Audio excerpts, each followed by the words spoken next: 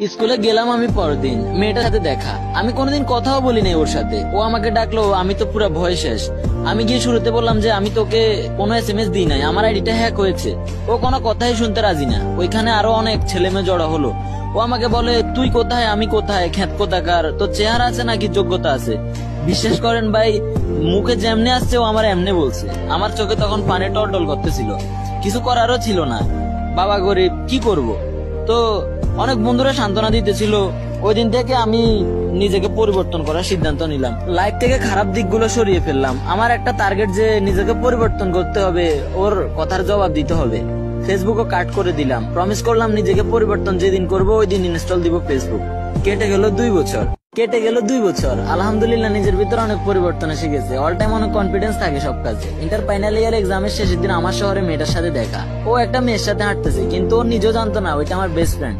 তখন আমার best friend আমাকে দেখে কথা বলার জন্য আসতেছে, সাথে ওই মেয়েটাও আছে। ওই মেয়েটা আমাকে দেখার সাথে সাথে চিনে ফেললো। ওই এসে আমাকে বলে, রাইনা তুই 2 ইয়ার পর তোকে দেখতেছি, কেমন আছিস তুই? আমি বলি, আলহামদুলিল্লাহ ভালোই আছি, তোরা কেমন আছিস? ও বলে, আমরাও ভালো আছি। আমাকে বলে, তুই কি করস এখন? আগ থেকে অনেক মডার্ন হয়ে গেছিস।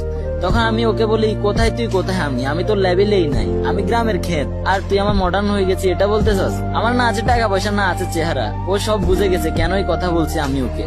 বলে, তুই আগের কথাগুলো এখনো ভুলস নাই, আমাকে পারলে ক্ষমা করে দিস, ভুল হয়ে গেছে ওই সময়। আমি ওকে বললাম, আমি ভুলে গেছি সব কথা, জাস্ট কিছু মানুষের দেখলে অতীত মনে পড়ে যায়, দোষটা আমার না, আমার মনে ছিল। তো কিছুক্ষণ কথা বললাম ওদের সাথে, আর ওরা চলে গেল। ঠিক 3 দিন পর আমার বেস্ট ফ্রেন্ড রে ও আমার কথা জিগায় যে আমি কি করি না করি। আমি তো সব মামলা বুঝে গেছি। এরপর দিন আমার বেস্ট ফ্রেন্ড ও বলে যে আমাকে ওর ভালো লাগে, এবং ওরে জিগায় আমি কোন রিলেশন আছি কিনা। আমার বেস্ট ফ্রেন্ডের নাম ছিল রান্তু ওরে বলে যে আমি কোন রিলেশনে নাই। তো রান্তু আমাকে কল করে বলে যে, বন্ধু আমার ফ্রেন্ড তোর সাথে দেখা করতে চায়, প্রপোজ করবে তোকে। তখন আমি ওরে বলি যে প্রপোজ করবে? ও বলে, আচ্ছা শুন, প্রপোজ যেখানে করবো ওইটা পাবলিক প্লেস হতে হবে, এন্ড আমার স্কুল লাইফের কিছু হাতে গোনা ফ্রেন্ড থাকবে, এটা আমার শর্ত, রাজি আছে কিনা বলে দে ওরে। রান্তু ওরে এটা বলেছে, ও নাকি রাজি। জায়গাটা আমার শহরে, টাইম রান্তুকে বলে দিয়েছি। বললাম 11:30 শহরে নাম করা মার্কেটটার সামনে হাজির থাকতে। আলহামদুলিল্লাহ 10টাতেই হাজির। মনে হচ্ছে সত্যিকারেরই ভালোবেসে ফেলেছে। তো আমি আমার 7-8টা স্কুল ফ্রেন্ডে নিয়ে গেলাম। এখন প্রপোজ করবে, হাতে আর 10 মিনিট। ও আমার সামনে, আমি তো ফুল নার্ভাস। অবশেষে প্রপোজ করেই দিল। তখন আমি চারদিক তাকিয়ে বন্ধুদের বলতেছি, রোজটা নেবো নাকি? সবাই হাসতেছে। তখন আমি সবার সামনে বললাম যে, তোদের মনে আছে স্কুল লাইফের কথা? জানোস খুব কষ্ট পেয়েছিলাম ওই দিন। আমি দোষ না করে অনেক কথা শুনেছি ওর। ও তখন আমাকে বলে যে, আমি এখনো সবার সামনে নিজের ভুল স্বীকার করতেছি, প্লিজ রোজটা নাও।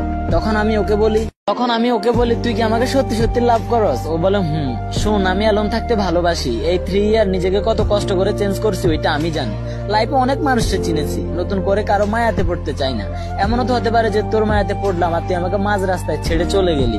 তখন হয়তো আমি নেশায় আসক্ত হব, বিকজ চারদিকে এগুলাই হইতাছে। আমি খারাপ পথে চলে গেলে আমার আব্বু আম্মুর কি হবে? ওদের কে দেখবে? তারা আমাকে কত কষ্ট করে বড় করতেছে এটা একমাত্র আমি জানি।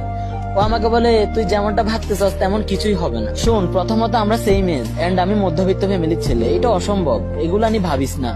ও আমাকে বলে, তোকে আমি মন থেকে ভালোবেসে ফেলেছি, হয়তো তুই নয়তো আর কেউ না। তখন আমি ওকে বললাম যে, তুই যেহেতু আমাকে এতই মন থেকে চাস, তোকে হতাশ করবো না। 4 বছর ওয়েট করতে পারবি আমার জন্য? আমার ড্রিমস একটা এডুকেশন জব, প্লাস এটা আমার আব্বু আম্মুরও ড্রিমস। তবে এই 4 বছর তোর সাথে আমার কোনো যোগাযোগ থাকবে না, কপালে থাকলে পাবি, না হলে তো না। তুই কি রাজি? ও কিছুক্ষণ চিন্তা করে বলে, রাজি। কয়েকটা অপরিচিত লোক জড়ো হয়েছে, তখন আমার কাছে লজ্জা লাগতেছিল। এরপর সবাই একসাথে ওই দিন খাওয়া দাওয়া করলাম। আমি চাইলে ওরা অপমান করতে পারতাম, তবে ব্যাপারটা ঠিক হতো না। তবে ভাবতেই পারি নাই যে ওই দিন ওর সাথে আমার লাস্ট কথা হতে যাচ্ছিল, বিকজ কিছুদিন পর ওই মেয়েটার ফুল ফ্যামিলি অন্য শহরে চলে গেছে, ওদের ভালো পড়াশোনার কথা চিন্তা করে। যোগাযোগ নেই আমার আর ওর মধ্যে, এভাবে আমার দিন কাটতেছে। আগামীতে যদি কোনো সময় দেখা হয় মেয়েটার সাথে, তবে পরের পার্টটা আসবে, না হলে এই গল্পের এখানেই ডাইন। দেখা হবে নেক্সট কোনো অ্যামেজিং ইউনিক স্টোরিতে। ততক্ষণ পর্যন্ত সবাই ভালো থাকেন আর সুস্থ থাকেন। আল্লাহ হাফেজ।